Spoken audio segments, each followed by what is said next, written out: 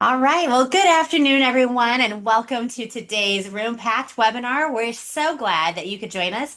My name is Amanda Kinner, and I'll be your host for today's session. Before we get started, just a few quick announcements and reminders. First of all, we've launched a new feature that unlocks all of our content from webinars like this one to blog content and podcast episodes. Ask Roommate allows you to search our content with traditional AI powered search, or browse by a topic area. You can find Ask Room Packed throughout our site or just go to easy to remember askroompack.com. Secondly, if you're job searching, don't forget to check out our Jobs at Roompack Schools page. You can find openings for positions at various levels and information on how to apply. Finally, we hope to see you in Anaheim. Registration and program proposals are now open for our R2, the Roompact and Residence Life Conference in October in Anaheim. All details can be found in our link at the top of the main homepage. Now, just a few housekeeping items before we get started. Today's session is being recorded, and the recording will be available on the Roompact website within just a few days. All participants are currently muted to help minimize background noise. If you experience any technical difficulties, please use the chat feature to let me know, and I'll do my best to assist you and make sure it gets working properly. Throughout the session, feel free to submit your questions or comments in the chat. I'll be monitoring it throughout the webinar and we'll make sure our presenter has time to address your questions during or after the presentation. Now, I'm super excited to introduce today's featured speaker, Shigeo, Director of Residential Education at the University of Southern California. Shigeo will be leading today's session from data to decisions, the power of clear visualization. In this session, he will be helping us to explore how building a culture of assessment supported by intentional data visualization can highlight outcomes, strengthen storytelling, and inspire stakeholders to support their work. Thank you so much for coming to present today your expertise with the RoomPack community. The floor is all yours. Thank you. Thank you. Thank you. Thank you. So I'm really excited to be here today, and I am happy to share some of the things that I've been working on a little bit through this channel that is the RoomPack webinars. I'm really excited to be here. I met Shigeo, the executive director now, that just happened literally a couple of weeks ago, executive director of residential education at the University of Southern California here in sunny, very hot Los Angeles. Apologies to people that are dealing with these winter sort of conditions in throughout the country, but it is 90 degrees over here. So I wanted to introduce myself a little bit more and kind of talk about the role that I play sometimes in this sort of presentation or anything like that. I call myself a narrative technologist in the sense of I use a lot of data to talk about what it is that we are thinking about doing. One of my top strengths in StrengthsQuest is a strategic approach or learner or futuristic.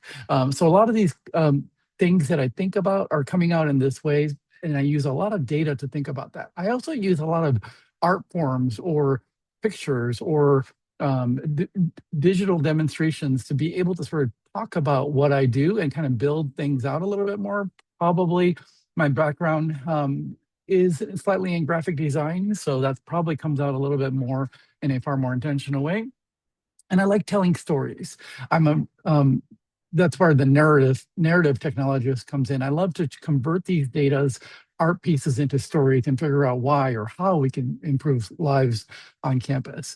And then, of course, I use the technology mediums like this to present and talk about how is it that we can shape certain futures, change the world, all those other kind of things, and hopefully spark ideas because I really want people to have these moments and then say, aha, I want to try to create something, a different kind of experience. So turn on those light bulbs a little bit more too.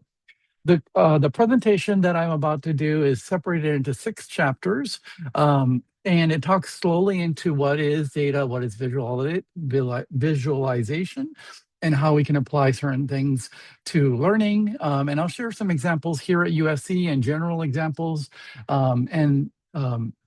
And so if you have any examples that you would like to share or even have questions, feel free to put them in the chat, or at some point these chapter breaks will come up and then we will be able to answer some of these questions as we go as well. So without further ado, chapter 1, we are going to move forward. The comfortable place. we talk about data in a really comfortable way sometimes, and I want to kind of address the way that we sort of talk about data currently in the student world of student life. It's important to think about what is really data, right? Because it's sort of millions and millions of data points that we start thinking about what is it that we are collecting, why is it we're collecting, what is information look like. So imagine yourself in an environment where these all these data points exist all over the place, where it could be no rhyme or reason as to why we're collecting things. There are thousands and thousands of touch points that we sort of get to interact with students or maybe staff or maybe assessment points or opportunities for some of the students' worst moments, best moments. But it oftentimes in the world that we produce work, it kind of looks like this. It's like quite literally scattered all over the place. And maybe potentially hard to understand because of the fact that we do a great job collecting data all the time. We probably don't even know we're collecting data sometimes, and we're collecting data, and it kind of looks, unfortunately, like this. And there's different colors, different points, different all over the place, different layers perhaps. And I want to kind of go through this sort of rugmarole role to kind of sort of talk about what is it that we do, how do we organize this a little bit more, and how do we convert that to stories. For example, some of the data that we talk about, these are numbers that are made up, but at the same time, sometimes over any academic year, we might say, oh, we had 5,892 duty calls. What does that really mean, right? What does it sort of talk about? Meaning, like, okay, a lot of time your vice president of student affairs or somebody might say, hey, how many duty calls do we have? And we're kind of sort of calculating all the things and kind of documenting all the incident reports and kind of calculating what that means. But what does that sort of, what do these sort of duty calls really mean, right? For example, another thing that we always track is program attendance. Even if you say that you had 8,752 programming attendance, what does that really mean? What can we really didact from that? That we do a really good job of creating these still two-dimensional statistical images that say at any given time, this is the snapshot of what we collect. And but it doesn't go in any deeper than that. A lot of times, some schools are doing some good work and great work around this, but most schools do a great job of collecting information and maybe showcasing a snapshot of what that might look like, but nothing more than that. Care reports, another example. In a year, you may say anywhere from 500 to 1,000 care reports that collect. 873, as this example would say. But what does that really mean? What exactly are we measuring when it comes to the number of care reports, or what are we talking? What exactly can we draw from this? A lot of times we talk about training assessment. You know, sure, on a 5-point scale, we had a 4.6 training assessment response. Really, what really is that storytelling? Really need to think about what is data and why do we collect it and what are we trying to do with that data, right? Collecting data is just literally collecting numbers, collecting data points, collecting maybe even sort of conversations of what people are doing. You know, platforms like RoomPack are great at sort of tabulating a lot of these information, like, for example, intentional conversations or program trackers or roommate conversations. And being able to collect all that information is great.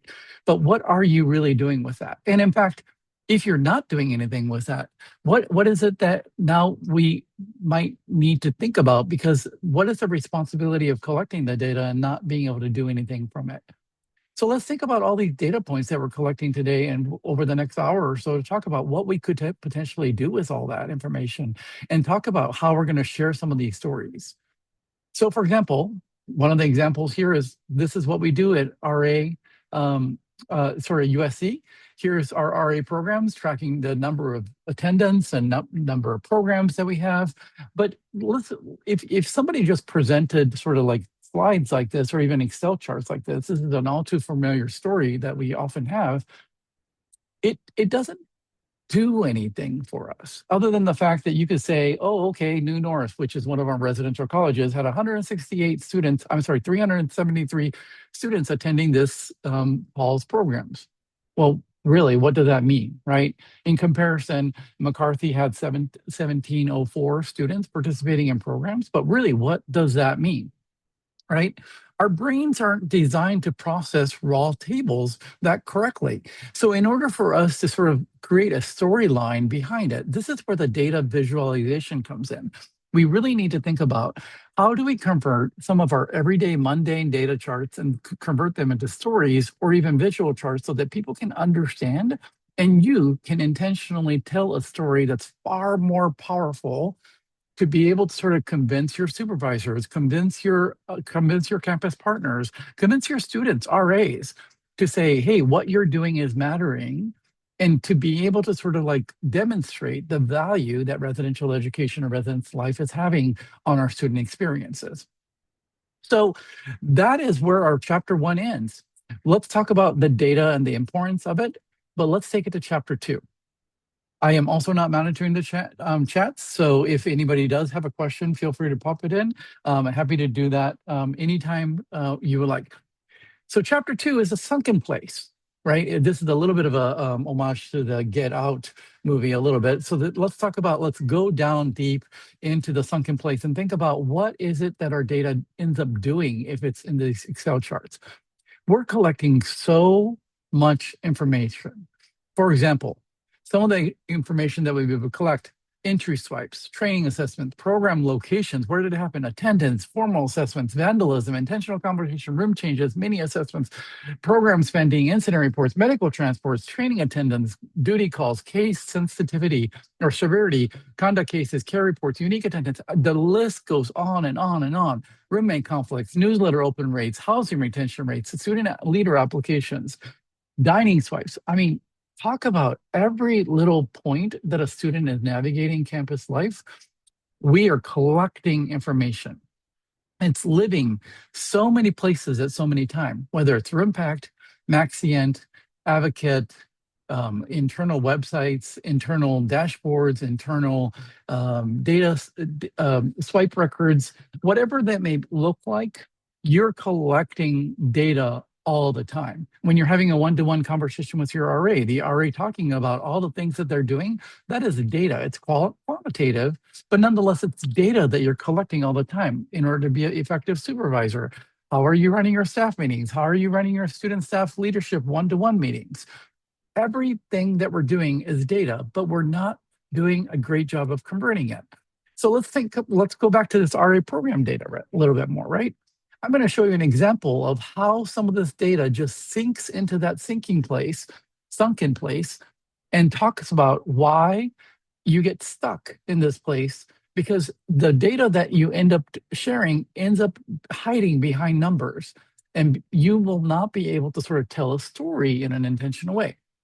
So here, let's take a look at this fall total example. For example, you see these numbers here. So let's just blow this up a little tiny bit more so that we can see it a little bit better. So now you have fall totals between like 373 all the way down to 798, right?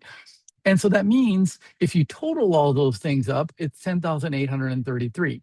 You can also see this distribution that some buildings are doing better than others, but nonetheless, you're kind of getting a snapshot quality of what it is our buildings are doing, how well our RAs are doing. And this visualization in and of itself is not exactly unhelpful, because you could share this information with your student staff and saying, look at the amazing work that you're doing. Look at the 10,833 opportunities that you had with students around just an RA programming piece, and thinking about what is the impact. 10,833 could be a small city, right? A small little town of like a city, millions of cities across the country. That's how much of an impact that potentially the RAs are creating here at USC. But nonetheless, you could have these conversations in a really empowered way, but it doesn't really tell a whole story of what exactly it is, who's attending, what are they learning, all those other kind of things, right? So as you start thinking about what is our data doing, you need to start assigning some value into what you're collecting. Earlier, I shared some numbers around duty calls and all those other kind of things. And for example, duty calls, 5,892 calls that students felt unsafe. right? We now start to think about data as an opportunity to tell a story rather than just say, hey, how many duty calls did you assemble? That is 5,892 times that you were able to respond to a student that was feeling unsafe and to be able to support that student in different ways. Program attendance, earlier that number was flashed 8,752. That's another time that we're talking about a student that's seeking connections in some ways, right? That student is coming to a program not because of the fact that they want to attend a program or it's because an RA is trying to cross it off of their list, but it is an opportunity because they want to make another friend. They want to make another opportunity to sort of connect with somebody. Maybe they want to learn something else. Maybe they just want free food. Whatever it is a student seeking some level of connections in some way, shape, or another. Sorry, let me take my little handy dandy room pack water here. Okay, care reports. So 873 care reports. It is a student that's needing extra support. What are we doing with that information, right? So when you start collecting some stories behind the datas and numbers, you start gaining information that looks somewhat like this, where it's all over the place, and you start to think each individual dot represents on this colorful map becomes a point in which some level of story is hiding behind an interpretation that you still need to create. So it is our opportunity to start thinking about this data as a way to organize it in a way. So it talks about what does it mean? How can we start combining some of the things that we're talking about together and starting to merge them in as one story or one pathway into a conversation where you can start creating the tools to sort of better equip yourself to be able to talk about what does it mean to create a residential experience that's meaningful? What does it mean to create an ecosystem that sort of is supporting a lot of this data and to talk about it? So let's move to our next chapter, which is the discovery phase. As you're thinking about it, data visualization is not just about making data pretty, but it is making data easier to understand. So here's a really, really crude example that I wanted to share here. Here's a bunch of letters right on the screen. You're going to see them. And if I told you, can you just count the number of B's that exist in this chart? It would be really hard, but you would probably eventually get to the, okay, there's one B on the first row, there's another one on the second row. But if I presented the data in this way to say, how many B's are there in the chart? I did the exact same thing, but changed the color on some things. And now with a visualization, you're able to see an assessment answer pretty quickly. So that is what visualization is. It's just literally data. And how do we tell the data story a little bit better by making things highlighted and clearer so that people can understand a little bit better of what's the story behind the story. The letter B doesn't really have a great story, but this also highlights how you can sort of take certain parts of his data, highlight it, and create a story in a way that sort of visualizes a story that basically gets us to better understand how is our operations working. Can things be more efficient? Can things be improved? Are we assessing the right thing? Are we able to tell a different story in a way that sort of changes the way that we can maybe potentially operationalize, change our operations to make things a little bit more succinct and better for our students as well as our staff? So let's think about that again. Earlier, I shared the example of the RA programming, and let's bring that example back. And let's go through an example. Let's go through a mechanism here to kind of showcase how is it that we can do a couple of things to highlight some things. For example, let's look at the fall program totals. Again, these are the numbers, but let's add the RA programming numbers to think about what does that mean, right? So let's kind of bring those two numbers together here again. Again, the total was 10,833, but then the number of program totals was 578. So that means that we had an average program attendance of 18.74. You bring those numbers in together, and you see that the number one building is over here on the halfway through the right side, and then 2 and 3 are over here on the side, and then 4 is down over here, right? I'm not putting any building numbers on it, but you can see the 1, 2, 3, and 4 rankings here, right here. Let me pull in the last slide that I put up on the chart on top of it. Actually, the average is 1874. So here's the average line that we have for the who's performing above average and who's performing under average. As you can see, 6 communities are above average and 9 communities are under that average number. However, it's an average. So of course, somebody's going to be above and somebody's going to be under. No matter what, it's a moving curve. So that's what's just going to happen. But you can tell who is performing better than the other communities when it comes to the average number per program. So when you start thinking about how are they advertising the programs, where is their program, what time is the program, how are they tracking attendance, right? How are they promoting the program? And is there a newsletter click rate or a RA that's putting up signs at a time, or Instagram posts or Snapchat messages or whatever that may look like? The data that we're collecting around why certain programs are becoming more successful could also be a really great research that you can make.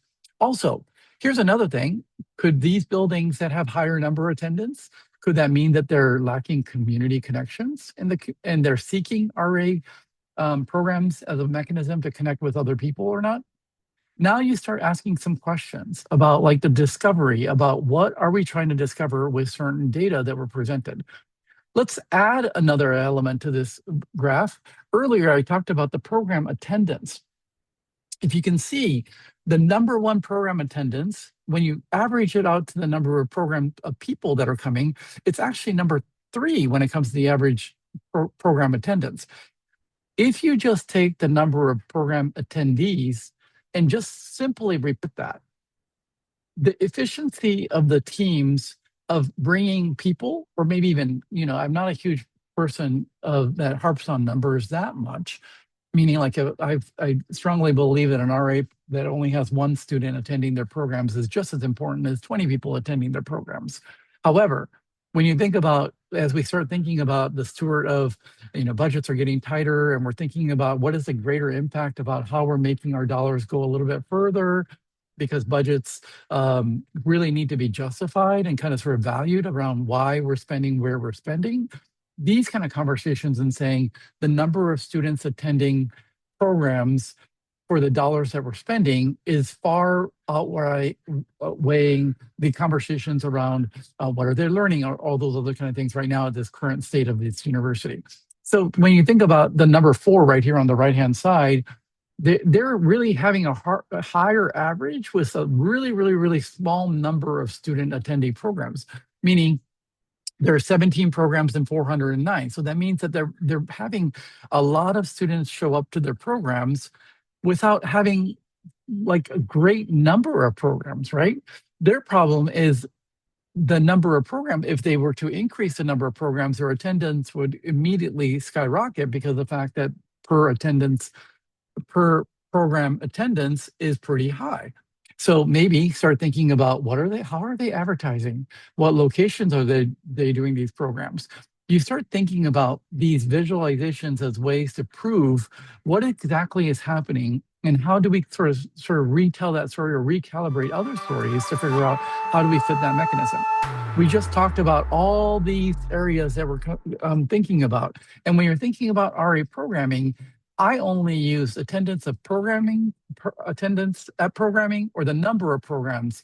However, all these things are connected to some of these locations. How did they learn about, how did RAs learn about programming, and how do they think about assessment? Once you start combining all these data points and figuring out a way to sort of overlap certain answers, then you start thinking about how is it that you might think about RA training differently. How is it that you might think about supervision of RAs differently? How would you think about maybe crafting your newsletter messages differently if they're not opening it at a particular place? How are they learning about certain things?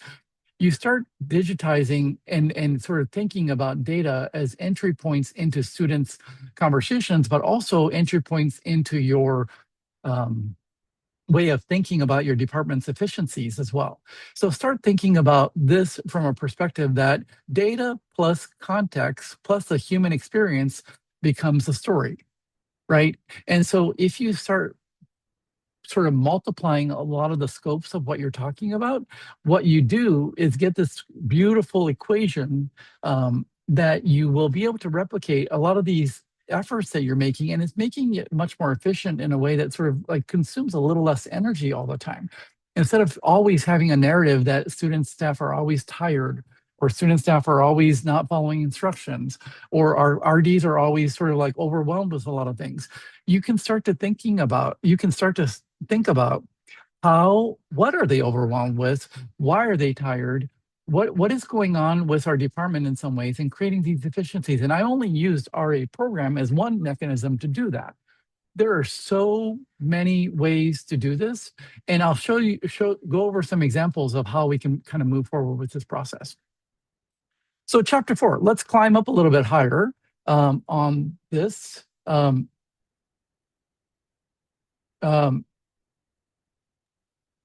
We have so one sorry. question. Yep, I saw that, and I got Okay. distracted, unfortunately.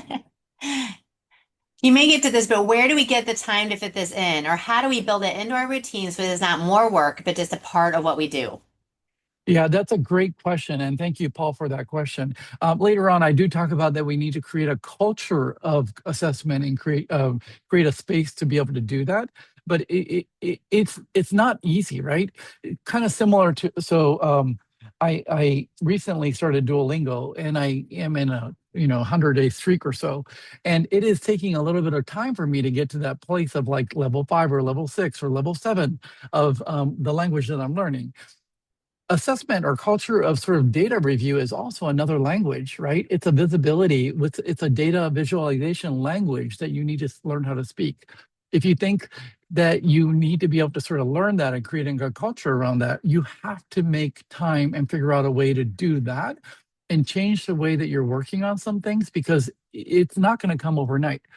I used to teach lessons of tennis, and our younger new players would always just try to say, well, I'm just going to be like Andrea Agassi, and I'm just going to, swing the racket as hard as I can and possibly learn, and I'm going to make those big shots right away. And everything that you do, it's a skill, it's a learning. It's like supervision or anything like that, right? You have to take it in small bites and be able to learn that maybe what I'm looking for is not immediately identifiable, and you need to start training your eyes.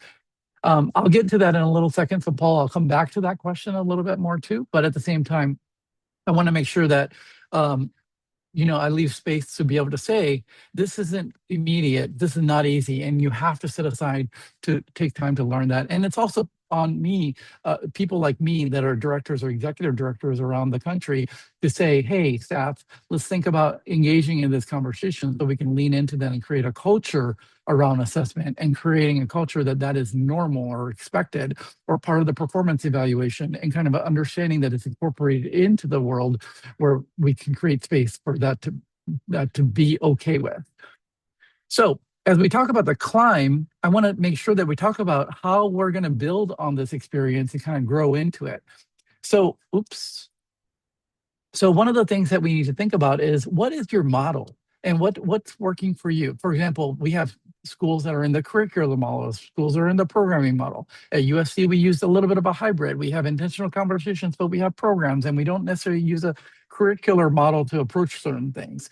We're all over the place when it comes to taking bits and pieces of the best parts of everything and try to incorporating into a lot of the things that we do. So what model works for you, and figuring out what you can assess and what programs that you're using for assessment is by far one of the most powerful things that you can think of. Some people use Excel. Some people use a platform that were already created. But whatever you use, whatever, as long as it works for you, that's the most important thing. So whatever the engagement is, you then have a data source that you collect information on. That could be RoomPact. That could be an Excel document. It could be a database that you have. You could just be using ID swipes from Maxient or Advocate or any one of those programs that are tracking information. You might have StarRes that's tracking information. Whatever that may look like, that's important for you to understand what your data source is and how you're collecting that information.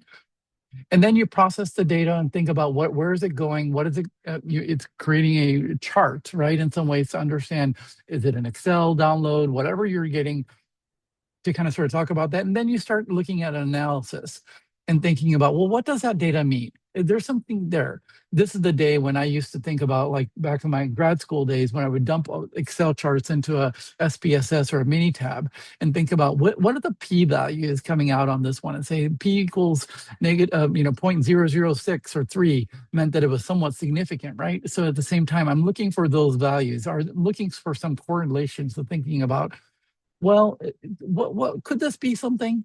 And then we create a story that goes along with it, right? And then thinking about, can I create something?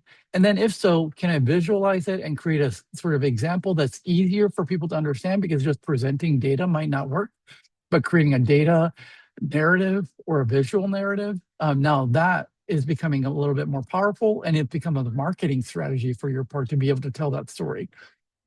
And then you think about operationalizing it. How do we change that information and share that with the team? How do we sort of think about, who needs to know information, who needs to be advocating on your behalf, right? And so thinking about how do we operationalize all the important things that we just talked about, and then thinking about what changes we might want to make. So that becomes your new ecosystem for your data in some way, shape, or another, right? Because like it's sort of creating these sort of like cycles to make things work. But before the engagement, there should have been things like, what's your model? Like, why are you collecting engagement? If you have a programming model, if you don't have a programming model, but all you're doing is programming, what does that really mean, right? So like you're collecting data that doesn't even make any sense, right? But because you have a model based on usually a learning outcome, right?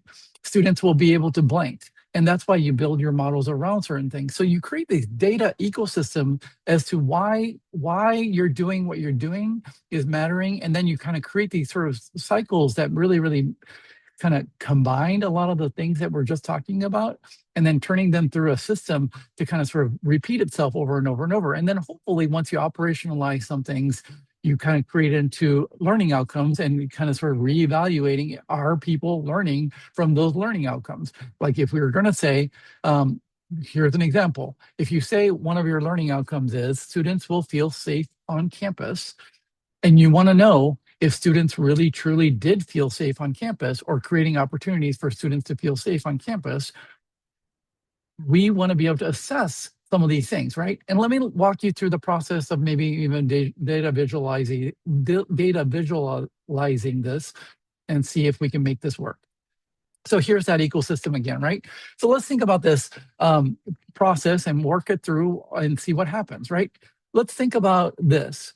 So students on campus being safe. The first thing that comes to my mind, and this is somewhere that I would start, is look at the data from how many calls are coming into our RAs. I'll use that as an example, right? As a starting point.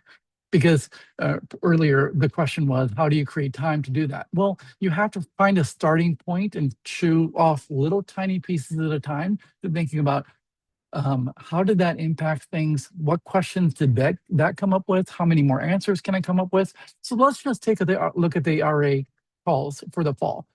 Here we have anywhere from 464 at the top to 307 on the bottom here. And so let's map these out, right? I look at these out and think, first period is the light blue, the middle period is the middle blue, and the third period is the dark blue. If you can kind of see, I can see that the first period is higher than the other two, right? So like that's my first gut instinct here, is thinking, oh, okay, cool. If I couldn't see that in the numbers in the chart, but now that I put it in the graph, I can start to see, okay, the first numbers are a little bit probably higher, right? I'm just kind of visually looking at it and thinking, yeah, that's it. So let me just try to see if I can create something here. So period one, total it up is 1,636 calls total. Okay. Second call is 752. The second period is 752. I can see that in the visual chart that it's going down too a little bit. So that makes sense to me. That is a decrease in 54%. Right, I'm doing numbers behind the scenes, but I'm also putting it out there in a little red little circle thingy here that shows that, hey, on period two, calls are going down. Period three is slightly higher, 964. I can kind of visually see that the period three is going up as well. So that's an increase of 28% from the previous period. So that means it starts off high, dips low, and comes back up, right? That's a you you can't see that from the Excel chart very well unless you have a really keen eye that you can sort of say, oh yeah, I'm looking at this and I can skim through the numbers and now I can clearly tell that the first period highest, third period is second highest. So there you could kind of create that. And it's it's a little bit more than two-dimensional. Now you're starting to see ratios and comparisons behind from things. But then it dawns on me that we have 16 weeks in a semester and there's 3 periods. So if you average that out, at the very least, it's 6, 5, and 5. So there's a shorter period there somewhere, right? I look at it closely. It's 6 weeks, 4 weeks, and 6 weeks. That's what the breakdown is. So wait, the period 2 is only 4 weeks, but it's also the lowest period. Is it because there's 2 less weeks that's a little bit lower? So I think to myself, let me look at another number here to try to see if I can compare a couple things. So I take a look at the average number of calls per week, right? And I think per day, I'm sorry. And then you start looking at it and think, okay, the numbers, again, don't do anything for me, but at the same time, let me just try to see if I can visualize this in another data. So I then put it out in another data here, and then I start to see same thing here, high in the very, very beginning, but this time, instead of a peak coming back up, it actually looks like it's coming back down on both sides.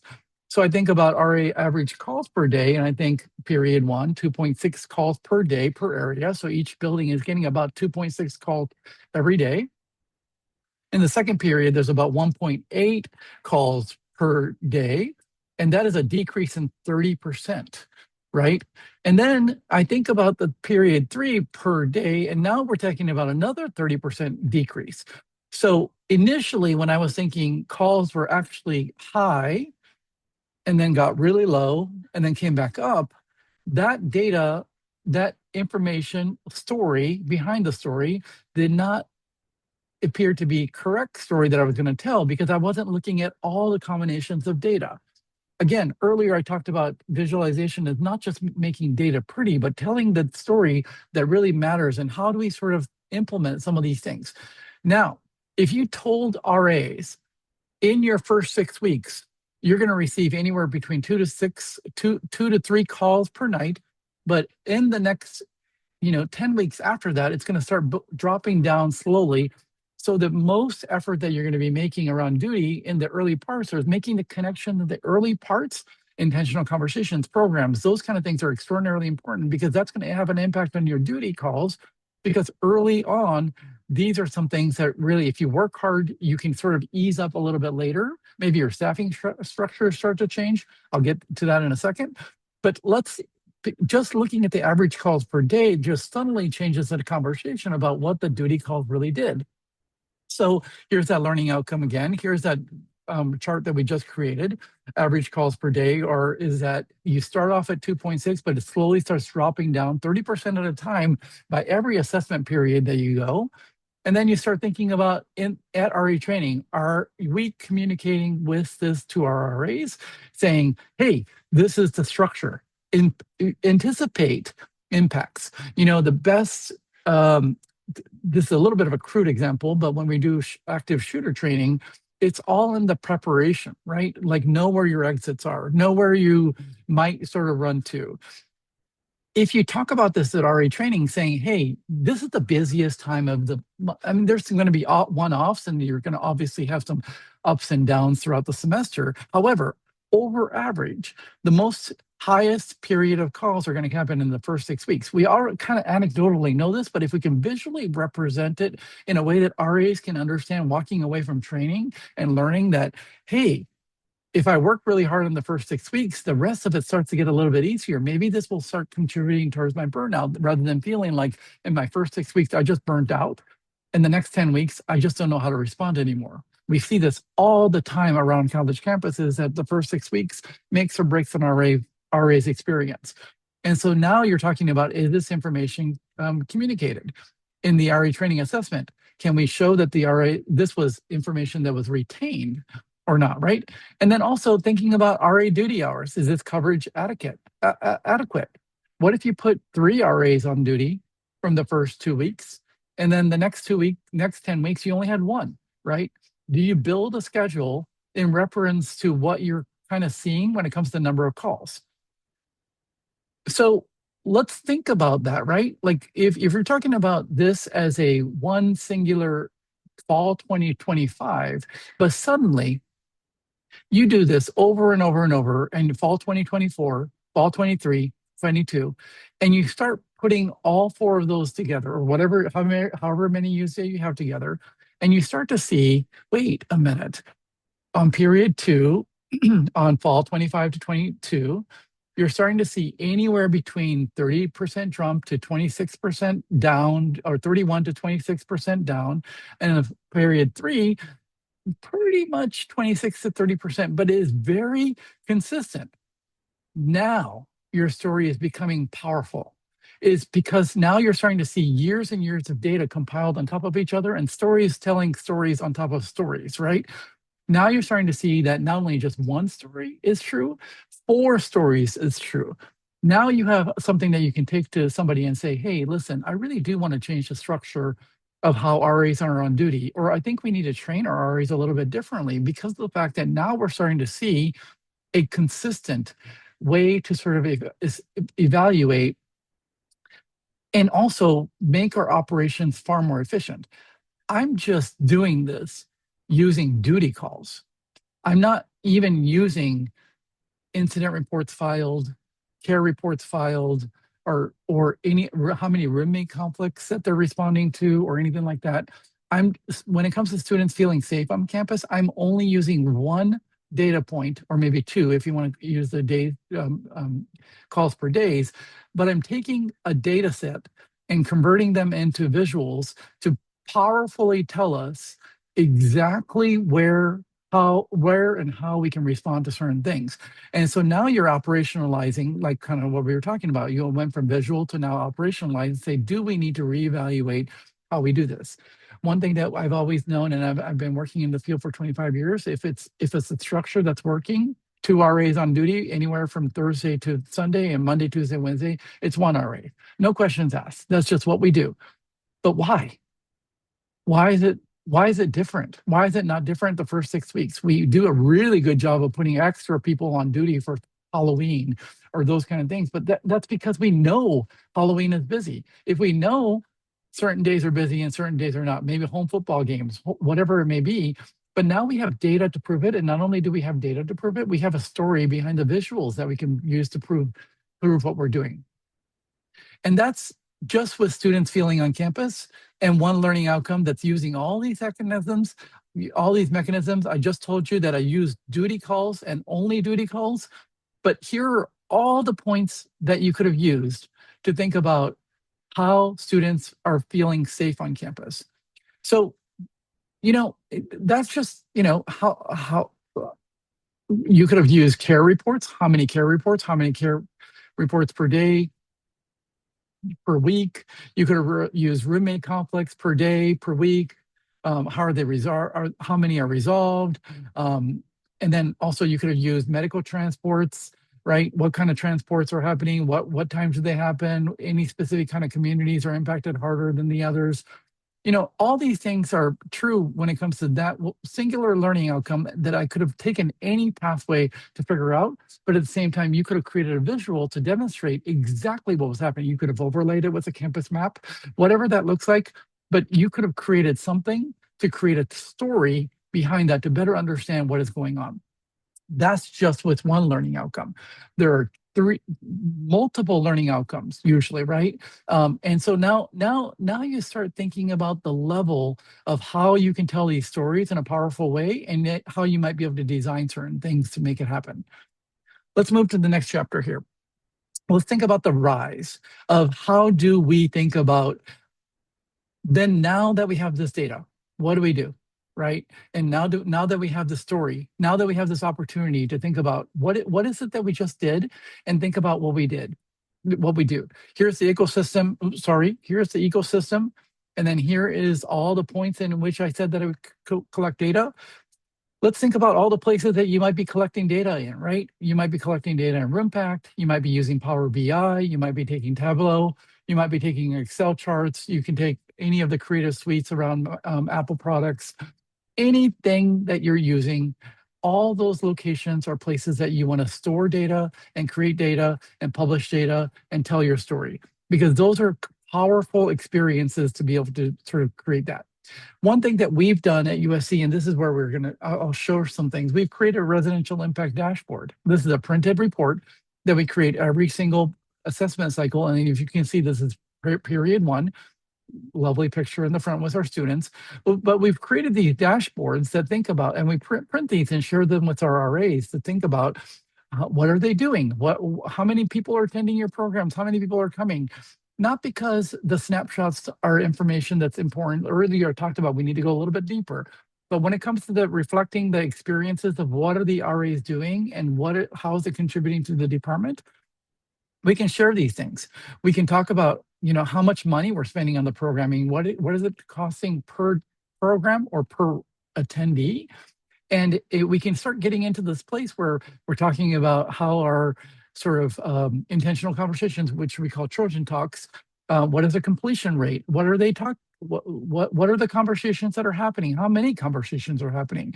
When it comes to Trojan Talks follow-up surveys, we ask a question such as like, my RA has been supportive of my USC experience, right? Now we're starting to put some color into the conversation about like not just the Trojan Talks of how many and how long it's taking for them to have the conversation, but what are the students reflecting on that experience and sort of talking about that.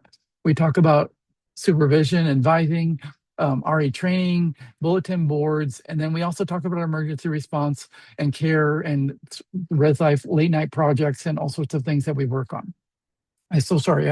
I saw a question come in, so I'm going to make space for that.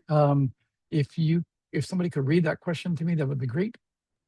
Or a comment came in. No question, just a smiley face with hearts. Very cool. I'm so sorry. I can't see the live chat coming in because my screen has been taken over a screen share. So all that to say that these documents become super important to be able to showcase the efficiency or your health of your organization in some ways, right? To say, how well are we doing? So these ecosystems that we create are far more important. But like earlier, we said, we have to create a culture of assessment. If you don't, the data will still live in the sunken place. It will be there. But in order for you to sort of say, I got to do something with this, we need to create it within our practice. We need to say, I'm going to take an hour out of my day to look at this data, to think about, okay, what kind of story would I tell? What would my supervisor want to know? That's always a kind of place that I really start is, what would my supervisor want to know, and how can I advocate for my team a little bit better?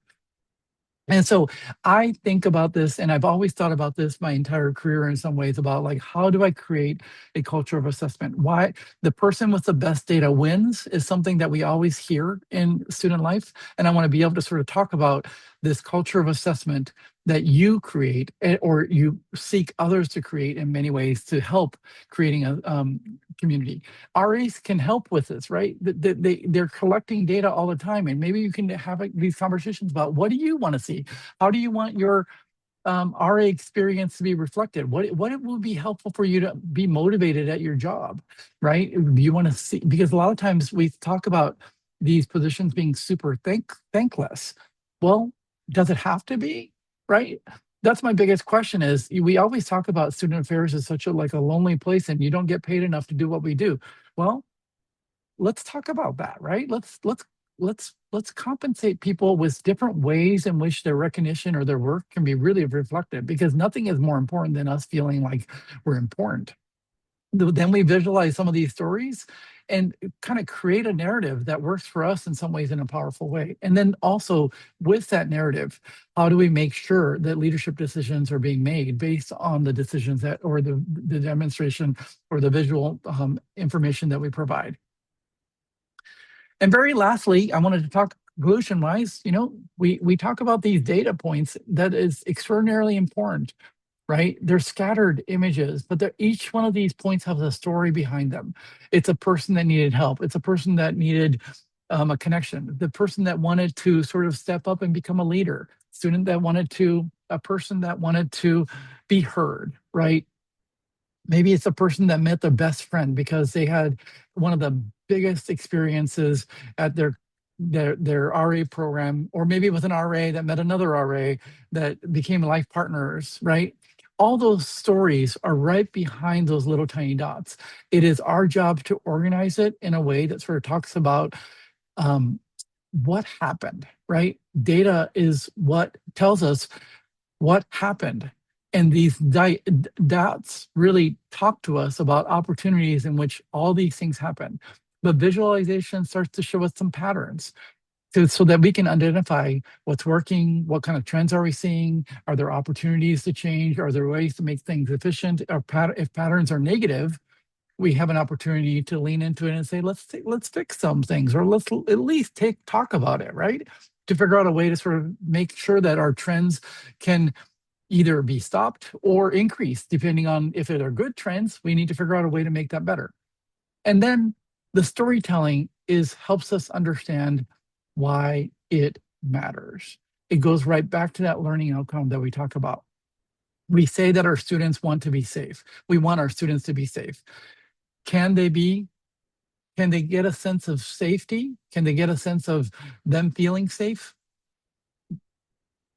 If we do our job correctly and take the time to assess it and say, yes, we can make improvements based on X, Y, and Z, and we can deliver on the learning outcome because of the fact that we're actually making things efficient, that's what matters.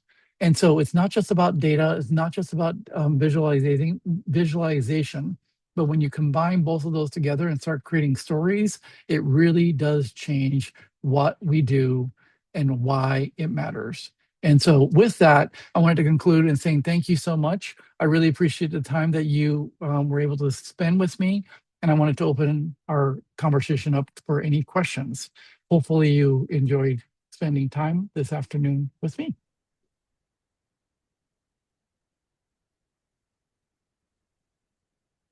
Fantastic presentation. Are there any questions as we're wrapping up for today? All right, we're getting some positive, yay, thank you, great job in the chat. Uh, Shigeo, thank you so much for being our featured speaker today. What a wonderful presentation to help us think more clearly about strengthening not only our assessment efforts, but our data-informed storytelling so you can use the assessment data to really promote action and decision making and advocacy for our students and our teams. We really appreciate your time and your insights today. I also want to thank all of you for participating with us today. We're glad you were here and able to be part of the conversation today. You're going to be receiving a follow-up email in the next few days with access to today's webinar recording. And if you'd like to revisit the session again or share it with a colleague or a friend, before we go, we'd appreciate if you take just a few more minutes to complete a brief feedback survey. Your input helps us to continue to improve these sessions. I'm putting the link right here in the chat now, and we would love to have you fill that out if you have a couple of moments. We also hope that you'll consider joining us for some upcoming webinars that we have. The next one is Duty and Dragons, a game-based approach to the incident response training on Friday, April 10th at 2 o'clock Eastern Time, and Operating as a Learning Organization, which will be on Wednesday, April 29th at 3 o'clock Eastern Standard Time. I want to thank you again for your time today, and I hope to see you in a future session. Have a wonderful rest of your day and a great weekend. Thank you.